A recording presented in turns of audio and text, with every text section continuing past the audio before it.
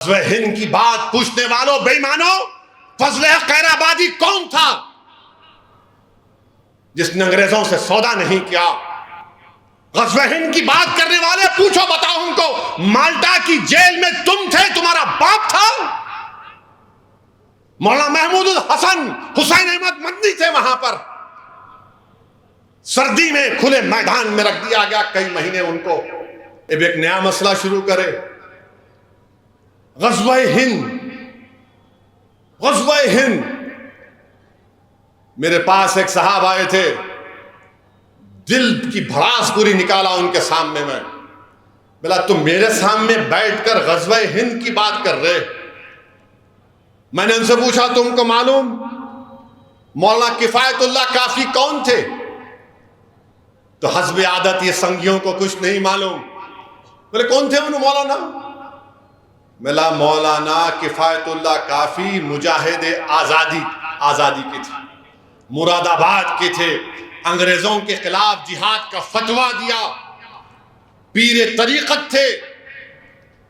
اور جب مولانا کفایت اللہ کافی نے فتویٰ دیا تو انگریز اتنا مارتے تھے ان کو کہ ایک مرتبہ انگریزوں نے مولانا کفایت اللہ کے اس جسم کے اوپر استری چلا دی، گرم استری چلا دی، پورا جسم لہو لہان کر دیا۔ اور جب مولانا کفایت اللہ کافی رحمت اللہ علیہ کو پھانسی کی سزا دی جا رہی تھی تو سنو جو غزوہ ہند کی بات ہم سے پوچھنا چاہتے ہیں، مولانا کفایت اللہ کافی کی زبان پر کیا تھا؟ پھانسی کا پھندا تھا، عاشق رسول تھے۔ مولانا کفایت اللہ کافی کے زبان سے یہ نعت نکل رہی تھی کہ کوئی گل باقی رہے گا نہ چمن رہ جائے گا، اور رسول اللہ کا دین حسن رہ جائے گا۔ مولانا کفایت اللہ کافی کے زبان سے نعت نکل رہی تھی، اور مولانا کفایت اللہ کافی کہہ رہے تھے کہ نام شہان جہاں مٹ جائے گا، لیکن یہاں حشر تک نام پنجتن رہ جائے گا۔ مولانا کفایت اللہ کافی پھانسی کا پھندا گلے میں پڑ گیا۔ مولانا کفایت اللہ کافی نے اپنی زبان سے کہا سب فنا ہو جائیں گے کافی، لیکن حشر تک نعت حضرت کا زبانوں پر سخن رہ جائے گا۔ تم غزوہ ہند کی بات ہم سے کرتے ہو؟ یہ مولوی اسماعیل جو مکہ مسجد کے امام تھے، جنہوں نے انگریزوں کے خلاف لوگوں کو جمع کیا، رمضان کے مہینے میں جمعے کا خطبہ دیا اور کہا سلطان بازار چلو وومن ریزیڈنسی، انگریزوں کے خلاف لڑنا ہے۔ کالا پانی کا سب سے پہلا مجرم جو بھارت کے مسلمانوں سے غزوہ ہند کی بات کرے، سنو بے شرمو جو ہماری وفاداریوں پر شک کرتے ہیں، بھارت کی آزادی کی جنگ میں پہلا کالا پانی کی سزا کاٹنے والا حیدرآبادی تھا۔ غزوہ ہند کی بات پوچھنے والوں بے ایمانوں، فضل خیر آبادی کون تھا جس نے انگریزوں سے سودا نہیں کیا؟ غزوہ ہند کی بات کرنے والے پوچھو، بتاؤ ان کو، مالٹا کی جیل میں تم تھے، تمہارا باپ تھا؟ مولانا محمود الحسن حسین احمد مدنی تھے وہاں پر، سردی میں کھلے میدان میں رکھ دیا گیا کئی مہینے ان کو۔ جوہر برادران کون تھے؟ ایک کا تو انتقال ملک سے باہر ہو گیا، اللہ نے ان کو ان کے جسم کو اجازت دی تدفین کرنے کی بیت المقدس میں۔ غزوہ ہند کی بات ہم سے کرتے ہو؟ شرم کرو بے ایمانو، تم اتنی نفرت کر رہے ہو مسلمانوں سے، کیا تم بھول گئے بریگیڈیئر عثمان کون تھا؟ کون تھا بریگیڈیئر عثمان جو پاکستان کے خلاف لڑ کے اپنی جان کی شہادت دے دیا؟ غزوہ ہند کی بات ہم سے کرنے والوں بتاؤ وحدار عبدالحمید کون تھا؟ کس کی ماں کی کوکھ سے پیدا ہوا تھا؟